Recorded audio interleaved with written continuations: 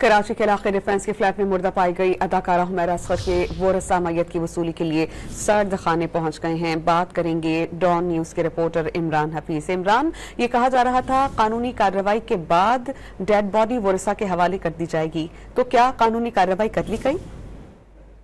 आज देखिए, ये जो लाहौर से जो है वो मुफ्तिया अदाकारा हुमैरा असगर, इसके जो है वो भाई और बहनोई, ये जो है काफी देर जो है ये वहाँ पर थाने के अंदर यहाँ पर बैठे रहे। कानूनी कार्रवाई मुकम्मल करने के बाद जो है वो पुलिस ने जो है वो बाकायदा तौर पर जो है वो लेटर और इजाजतनामा जो है हवागी का दे दिया है। इसके बाद राहदारी भी बनाई गई है ताकि उनके लाश जो है वो एक सूबे से दूसरे सूबे मुंतकिल होनी है।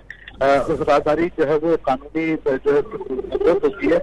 जब अब जो है वो वैले खाना जो है इनकी लाश लेने के लिए शिफा खान के बाहर वहाँ पर पहुंच गए हैं और मुमकिनात ये जाहिर की जा रही है कि अभी तक जो है क्योंकि डेड बॉडी जो है वो बाई एयर जो है वो जो है लाहौर लेके जाई जाएगी, क्योंकि बॉडी की कंडीशन ऐसी नहीं है कि उन्हें जो है बाई रोड लेके जाया जा सके। जी बहुत शुक्रिया इमरान, आप अपडेट कर रहे थे।